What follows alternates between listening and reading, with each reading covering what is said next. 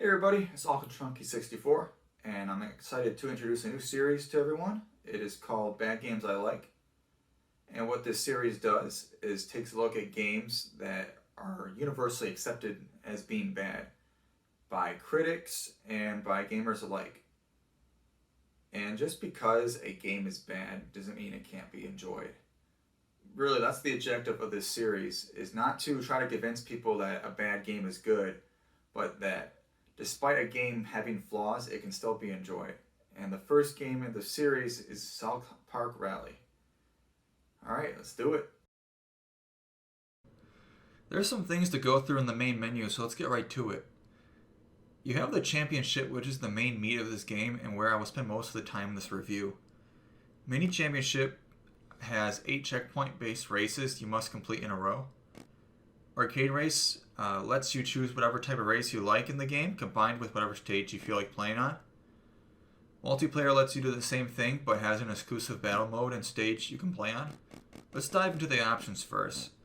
All your basic audio options are here, such as listening to the music and sound effects, and adjusting the volume for each of them. Now this is something I appreciate having. The ability to change the controls. I don't care what type of game it is, this should be a universal feature in every game, and it's sad that it's not. Everybody would like to have the option to adjust the controls to their liking. Under game options, you can adjust things that mainly apply to the modes outside championship mode. There's also another feature here that you don't see often, that should be standard by now, and that is the option to set the screen to horizontal or vertical in split screen multiplayer. Cheat sheet is something you unlock in the championship mode. Load, save game, credits, and best times are all self-explanatory. Now onto the main part, the championship mode. There are a ton of characters to play as. Spoiler warning, if you do not want to see all the characters in the game, skip ahead. I think Season 3 was the newest season out for South Park at the time, so you won't see any characters introduced in Season 4 or later.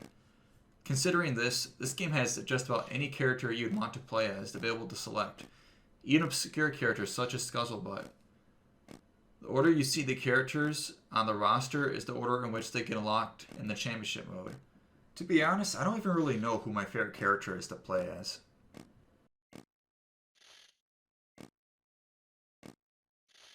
I'll just select Mystery, which changes the character you play as every race.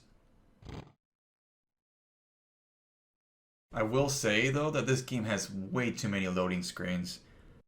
But I do like that it shows what items appear in the colored boxes. As far as I know, this is only in the Dreamcast version. Citizens of South Park, welcome to Rally. In case you're new to Rally Days, I'll... 3, 2, 1... Just go In the championship mode, there is 14 races to complete. Each race is different than the previous one, and usually at least a couple ways. What's cool is each race is themed after a holiday or certain time of the year. It starts off in January with Rally Days and finishes in December for the final race. In this particular race, you go over 4 checkpoints in each lap with 3 laps total to complete the race.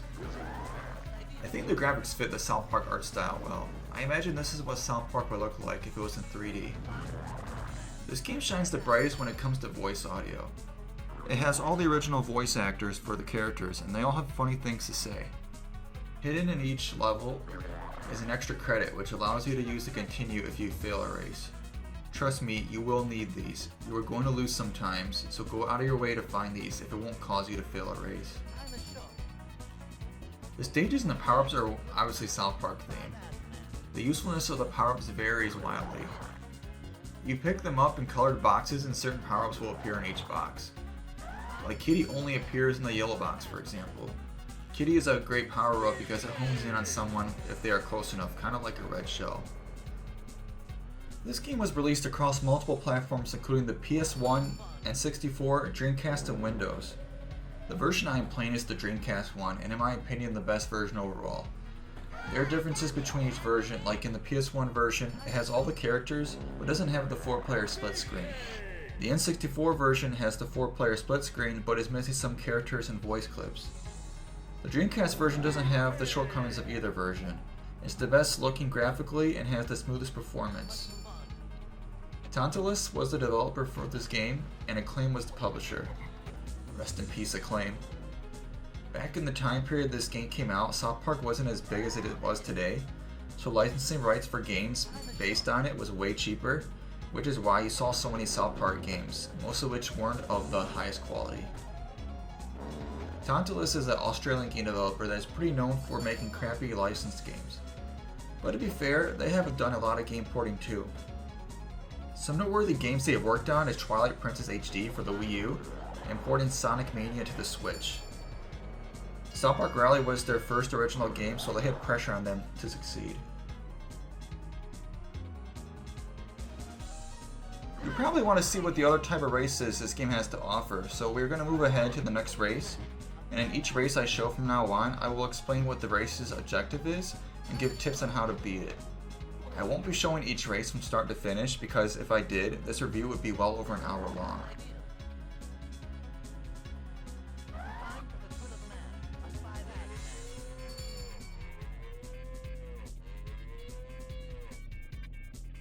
What a race! I present the winner of right. Attention, In Rally Days everyone. number 2, actually I'm going to let the South Park mayor explain what the objective is this time. The Rally Days trophy by running into it with your vehicle.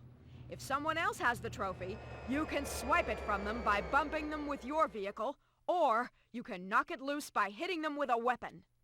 When you have the trophy, you pick up where the last guy left off and cross the checkpoints in order.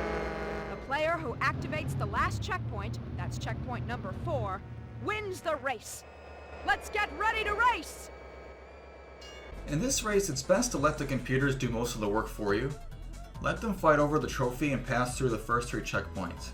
While they are doing this, you should stock up on the anal probe laser located in the purple power box. Why you should do this is because when you hit someone with the laser, it stops them in their tracks and makes them sing a little song for a short time period. This gives you an opportunity to steal the trophy from them and race across the last checkpoint to win.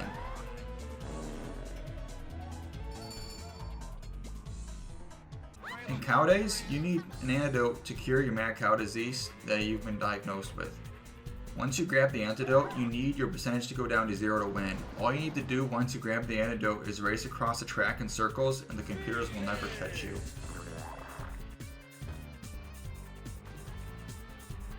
In the Valentine's Day race, you gather a bow and arrow together to shoot all the other racers. When you hit every single one of them, you win. The best way to do that is once you get the bow and arrow, back up, and they will come at you in a straight line, making them easy targets.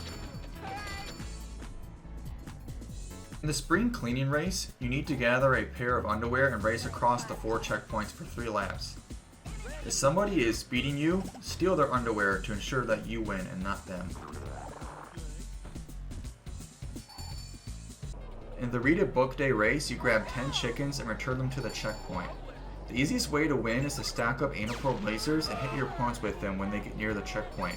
You steal their chickens and back into the checkpoint to score the points.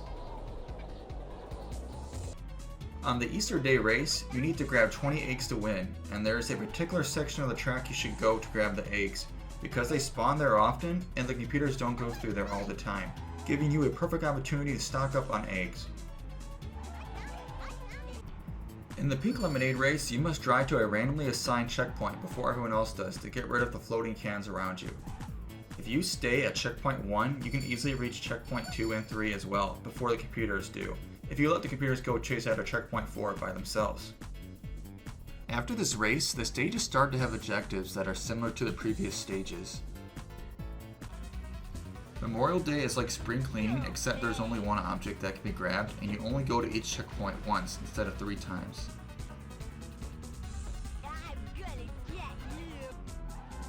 The 4th of July race is like Rally Days number 1, but it's on the mountain track instead of the city. This track is definitely harder though, because you need a really efficient route to win.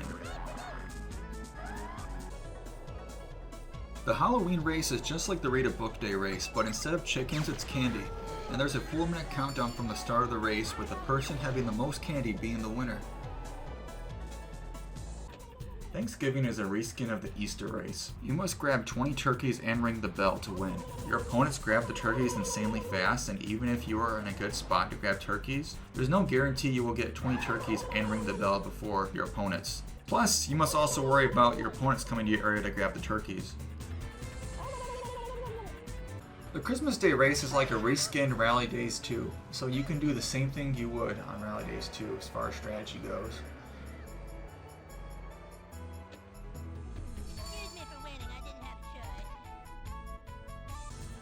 The New Year's Day race is very similar to the Cow Days race. You have to grab a key and hold onto it for a total of 2 minutes. I like messing around on this stage and putting myself in dangerous spots because if you just drive around the outside of the track in circles, it's way too easy to win. This is probably my favorite race overall. I think a part of it has to do with the music on this stage. It's very good. Most of the music tracks in this game serve their purpose but are just kind of there in the background, but this one stands out. Take a listen.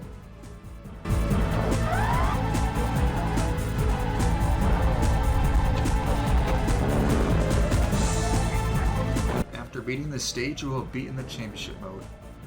At this point in the game, you will have probably unlocked a majority of the characters in the game, but some characters are unlocked by completing certain objectives on certain stages, so there's no way you will get everyone in one championship mode playthrough, so there's some decent replay value there. Alright, the last thing I'm going to show you is the multiplayer mode. First up is Ass Battle on the grinding stage. Think of Ass Battle as the Bloom Battle mode in Mario Kart, but not nearly as fun. A big reason for that is the stages aren't really designed with this battle mode in mind. They're just way too big for it, just like Mario Kart 8's battle stages originally were for the Wii U. Even this grinding stage that is small and enclosed is just not fun to play on. Also, there are just way too many power-ups that don't deal damage, so the battles can take too long. If they got rid of the majority of the non-damage dealing weapons for this mode, it would be a lot better.